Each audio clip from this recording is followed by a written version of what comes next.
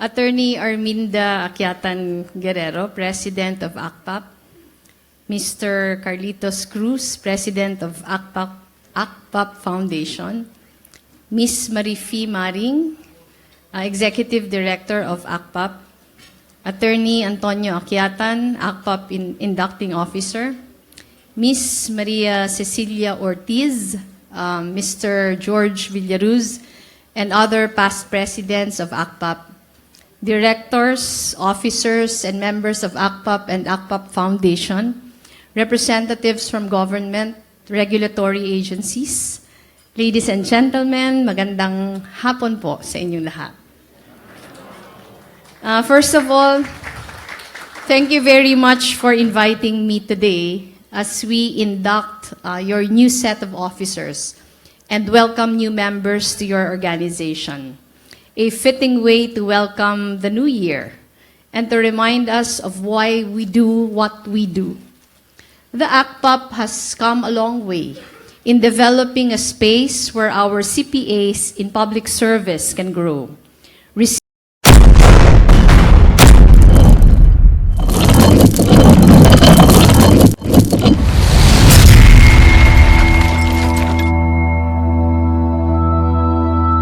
Receive professional support and learn best practices.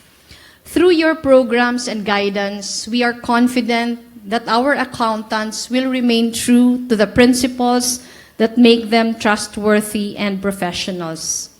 The value of integrity, accountability, and responsibility are critical for our country, especially during these extraordinary times, when our institutions are facing challenges. In the past year, the theme of your association was moving forward together, a message that resonates beyond your organization's core. It sets the tone for everyone to make ACPAP a more accessible channel for all CPAs in public practice. I wish you success in reaching out to more individuals of your profession, allowing more CPAs nationwide to join you in giving quality service for the benefit of our people. The pain that followed the financial crisis of 2008, which shook the foundations of the accounting profession around the world, made it necessary to raise the standards for financial disclosure. It was a painful awakening, but one that made your profession stronger and protected investors and consumers around the world. Today, the daunting task of ensuring that every financial statement is factual and correct, and that nothing falls between the cracks, rests on your shoulders. But more than that lies the deeper responsibility of having a strong sense of what is right and wrong. I know that this is easier said than done. Do we choose the difficult right or the easy wrong?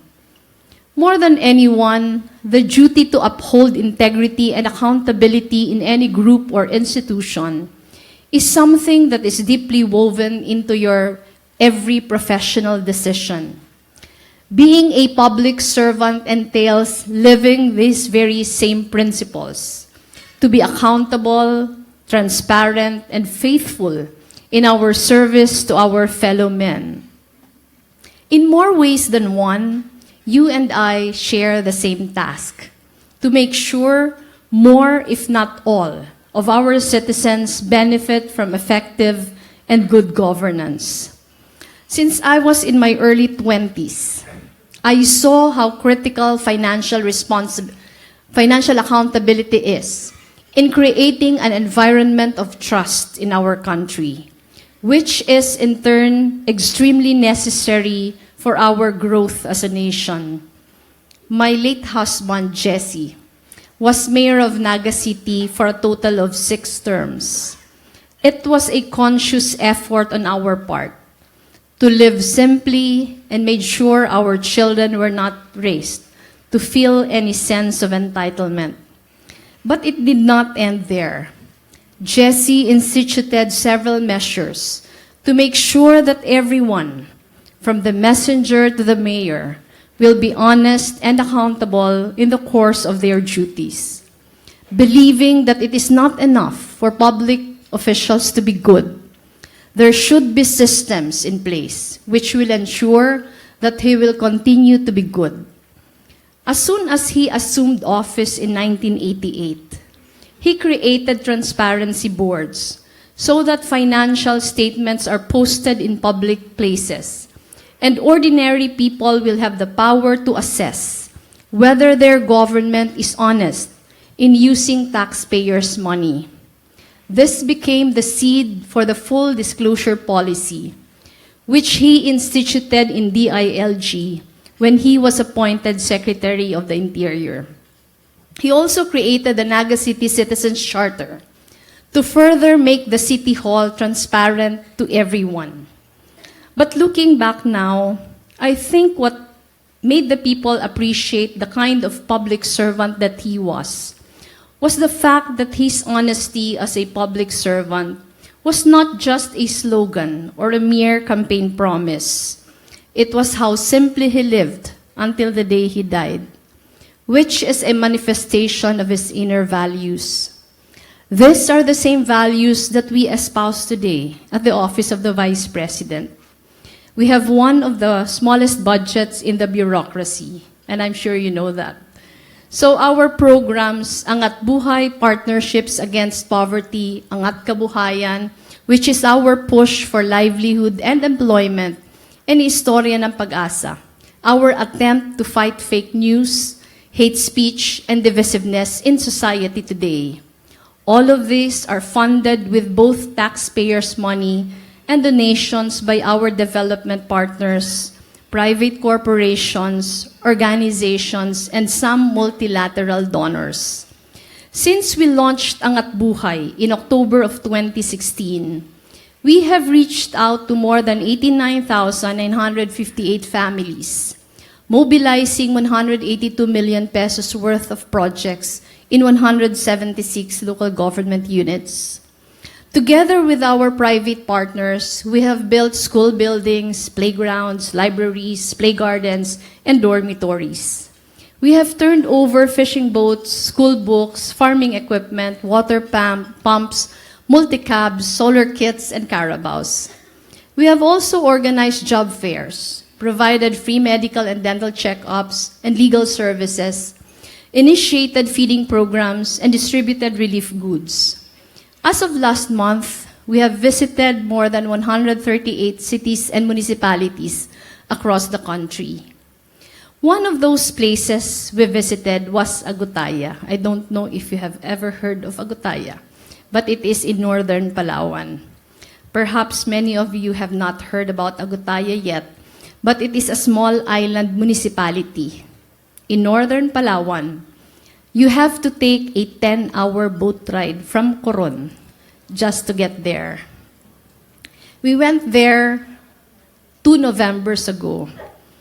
When we arrived, most of the people who met us were in tears. The mayor, the adults, the children, and we were told later on that it was because not many government officials visited them because of their distance. In Barangay Diit, in Agutaya, we met Mayor Abus. Mayor is 33 years old and the youngest of 4 siblings. Her mother is a burihat and pandan banig weaver, while her father is a fisherman. When her siblings got married, Mayor became the sole breadwinner of the household. Given the lack of opportunities in the island, Mayor struggled to find a steady job to support her parents. Through the help of one of our partners, Andres Soriano Foundation, Mayor learned how to weave baskets. Now, her products are displayed and sold in Amanpulo and other luxury hotels. In Bukidnon, one of the stories that I love is that of Bajekjek. Grabe yung pangalan, no, Bajekjek.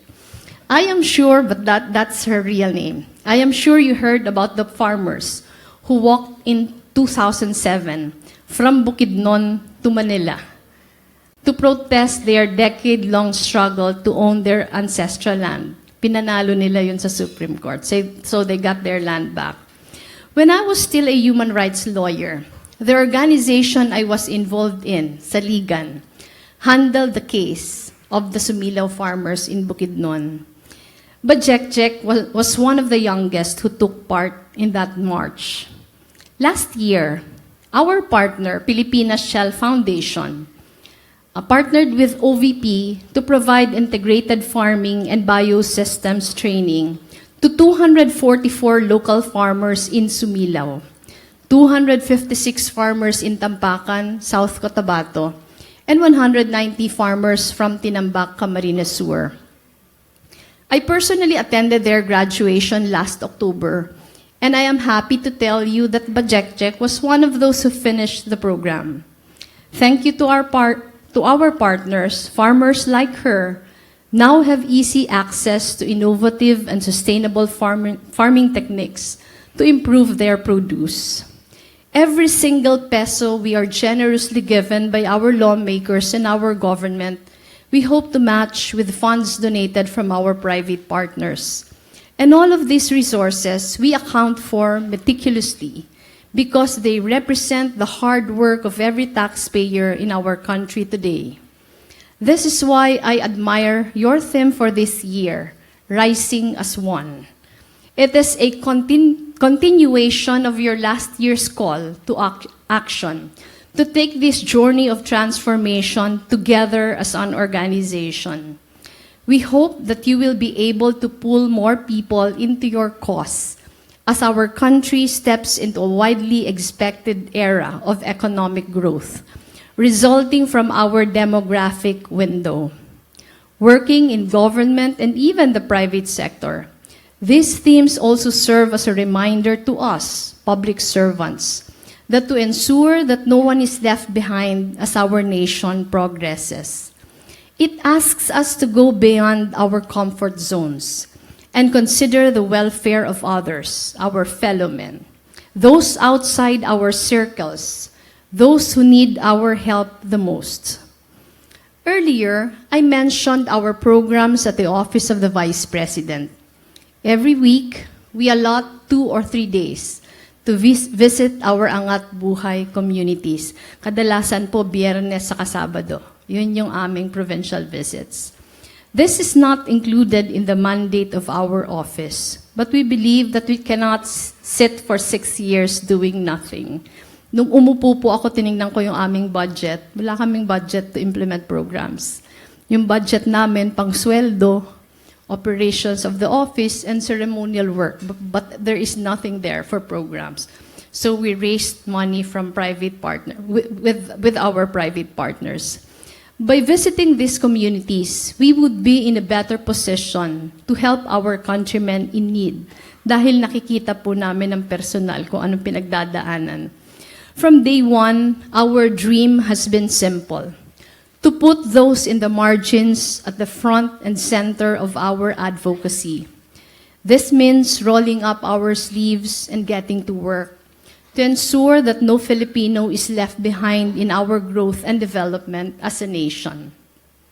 Through Angat Buhay, we partner with different development organizations to address gaps in food security and nutrition, public education, rural development, women empowerment, housing and resettlement, and livelihood. By securing the needs of the Filipino family today, we are laying the groundwork for a better future for the next generation. Working with the private sector has proven to us that collaboration is key in solving the pressing problems we face today as a nation. Together, we were able to sponsor feeding programs for malnourished children. Partners from different industries have shown their support in providing jobs for our people in rural communities. Classrooms have been built for students who used to walk several kilometers each day to go to school. And basic needs such as water and electricity have been turned over to families in far-flung areas. We would not have done any of these without the trust and support of other organizations who trust us and believe in our advocacies. Which is why it is my hope that as you reach greater heights, you also turn your gaze towards those beyond your usual circles. One of your missions as an organization is to strengthen your advocacy role and come out with activities that will solidly unite your members. I believe this is an opportunity to put those in the fringes of our society at the front and center of what we do. Jesse once said about integrity, and I quote, "Hindi sapat na tayo ay matino lamang. Hindi rin sapat na tayo ay mahusay lamang. Hindi lahat ng matino ay mahusay. At lalo namang hindi lahat ng mahusay ay matino. Ang dapat ay matino at mahusay upang tayo ay pagkatiwalaan ng pera ng bayan." Close quote. It is a reminder to all of us of what our outlook should be in our line of work. It is not enough that we are matino if our work does not reflect this ideal. It is not enough as well to be just mahusay if we do not work to serve our purpose properly. We need to be both matino and mahusay to become worthy of our people's trust. Because ultimately, it is a reminder to always keep in mind the bigger picture that makes our work meaningful, the Filipino people. Our mission is not simply to spot errors and improve systems to meet certain standards. It is about making our processes work better because we want to deliver better services for our countrymen. You are not in this alone. We in government are fortunate to find partners in ACPAP for your continuous support in strengthening the capabilities of our CPAs and empowering them in their work in public service. So to our newly inducted officers and members who are here today, we hope that you take this opportunity to realize your strengths and become your best selves. Take pride in becoming part of an organization that values being matino and mahusay and strives to embed the same to its members. With professionals like you in public service, we can work towards a government that truly works for the benefit of our people. So thank you very much for having me with you this afternoon. And I wish you all a very productive seminar. Congratulations po sa inyong lahat. Magandang hapon muli.